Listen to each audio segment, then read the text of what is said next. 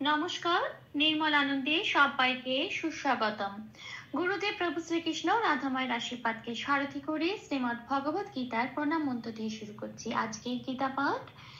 শ্রীকৃষ্ণ হৃদয়ং গীতা সংসারমলনাশিনীম জ্ঞানং ভক্তিম মুক্তিদাত্রীম গীতা দেবীম নমোস্তুতে। ওং নমো ভগবতে বাসুদেবায়। ওং নমো ভগবতে বাসুদেবায়। ওং নমো ভগবতে বাসুদেবায়। রাধে রাধে রাধে রাধে রাধে রাধে রাধে রাধে রাধে রাধে। শ্রীমদ্ ভগবত গীতা দ্বিতীয় অধ্যায় শ্লোক নম্বর 56। দুঃখেষ্বনুদ্বিগ্নমনঃ সুখেষু বিগতস্পৃহঃ वीतरागभयक्रोधः স্থিতধীর্মনিরুচ্যতে। আচ্ছা, এখানে প্রথম লাইনের প্রথম পাঠটা বলে দিই। দুঃখেষ্বনু উদ্বিগ্ন মানঃ, এটা বিসর্গ আছে।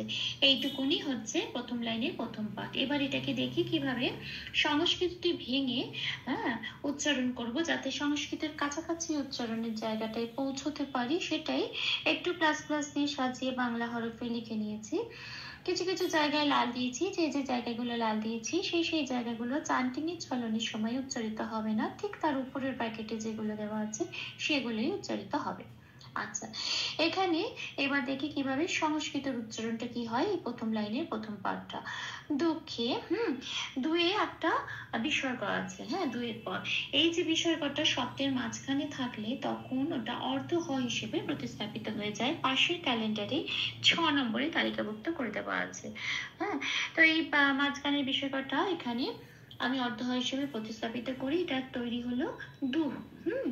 এই যে দুঃ বললাম, এখানেই আমার অর্ধ হটা উচ্চারণ হয়ে গেল দয়ের সাথে, দয় হর্ষের সাথে জুড়ে। অর্ধ হ মানে সে আলাদা করে হ বলে উচ্চারিত হতে পারবে না, তাকে আগের অক্ষরের সাথে জুড়ে উচ্চারিত হতে হবে। এখানে আগের অক্ষর দয় হর্ষ, সেই জন্য উচ্চারিত হলো দুঃ এটা বলে। খেটা যেমন আছে তেমন। এখানে অনেকগুলো যুক্ত অক্ষর আছে।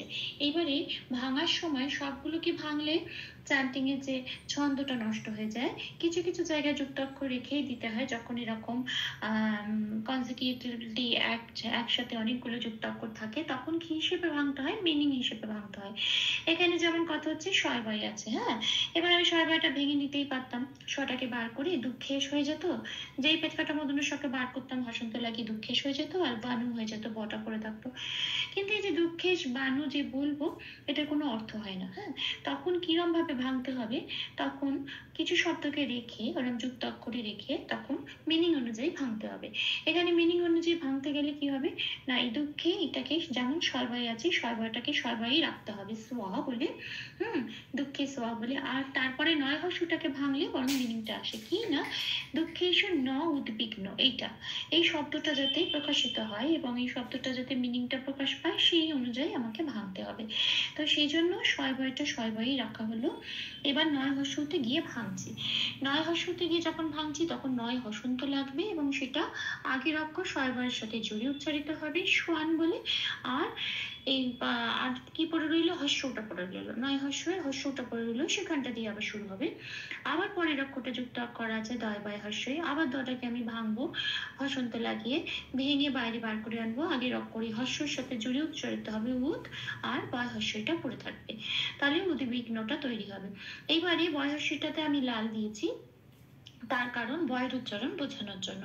পাশে 2 নম্বরে তালিকাভুক্ত করে দেওয়া আছে বয়ের উচ্চারণ সংস্কৃততে ও প্লাস অ, ঠোঁটটা খুলে ওয়া বলতে হয়। এখানে যেহেতু বয় হর্ষই আছে, তাই আমি উপরে ব্র্যাকেটে কি দিয়েছি? ও প্লাস হর্ষই, তার মানে এখানে কি বলতে হবে? উই।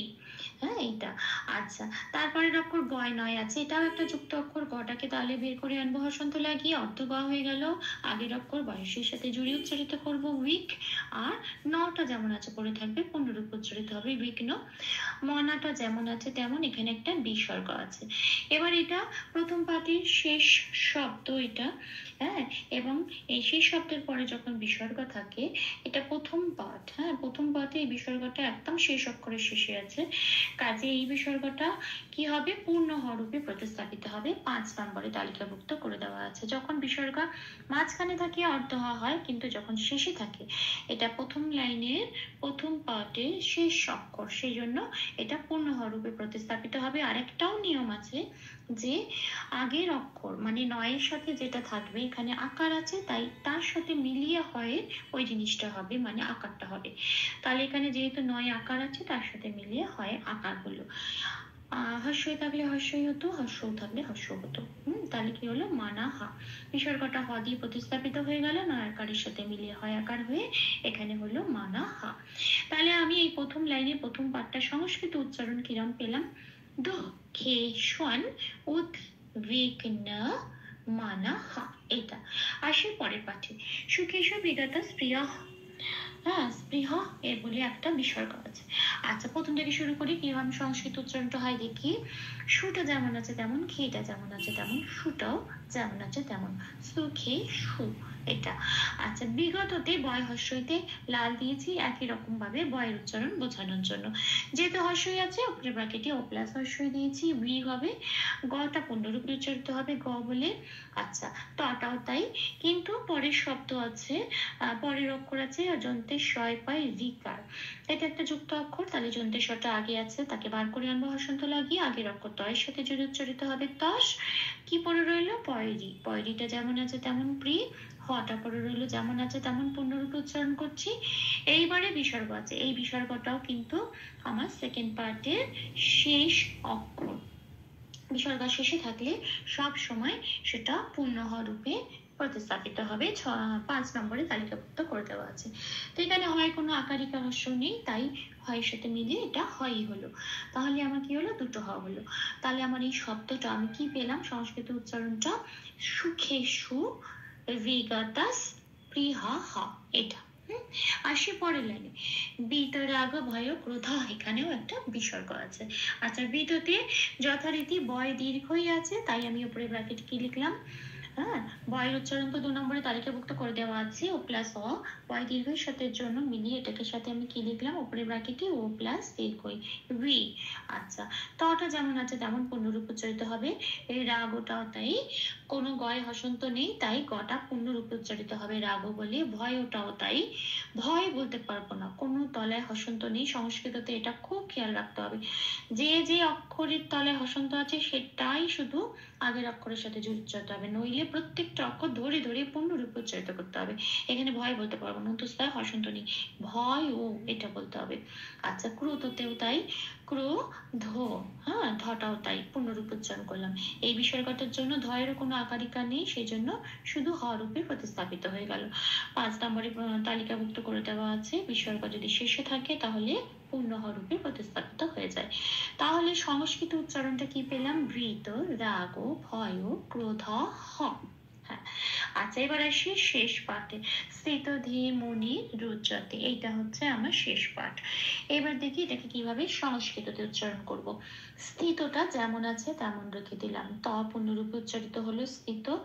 আচ্ছা, ধীয়ের পরে ময় রেপ হস্যও আছে, এই রেপটার জন্য 3 নম্বরে তালিকাভুক্ত করে দেওয়া আছে, রেপটা বয়শূন্য রায় হসন্ত হিসেবে প্রতিস্থাপিত হয়ে যায়।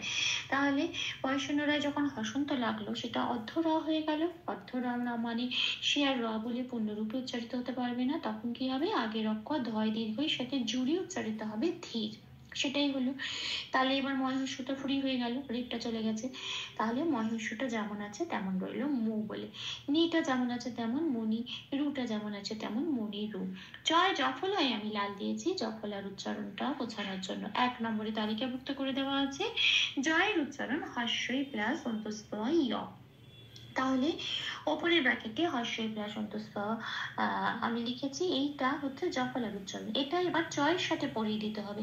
জয়ের সাথে এই জফলাটা পড়িয়ে দিলে কিরম উচ্চারণ হয়, জয় হর্ষই অন্তস্থ চিয়, ঠিক এখানে সেই উচ্চারণটা হবে সংস্কৃততে রুচিয়, তো এটা যেমন আছে তেমন রইল। তাহলে আমি শেষ পাঠটা কি পেলাম, সংস্কৃতের উচ্চারণটা স্থিত ধীর মুনি রুচিয়তে, এটা। ভুল ত্রুটি ক্ষমা করে দেবেন, অনুশীলনের সুবিধার জন্য 3 বার করে চান্ট করে দেওয়ার চেষ্টা করলাম। দুঃখী স্বয়ং উদ্বিগ্ন মনঃ सुखेषु विगतस्पृहः वीतरागभयक्रोधः स्थितधीर्मुनिरुच्यते दुःखेष्वन् उद्विग्नमनः सुखेषु विगतस्पृहः वीतरागभयक्रोधः स्थितधीर्मुनिरुच्यते दुःखेष्वन् उद्विग्नमनः सुखेषु विगतस्पृहः वीतरागभयक्रोधः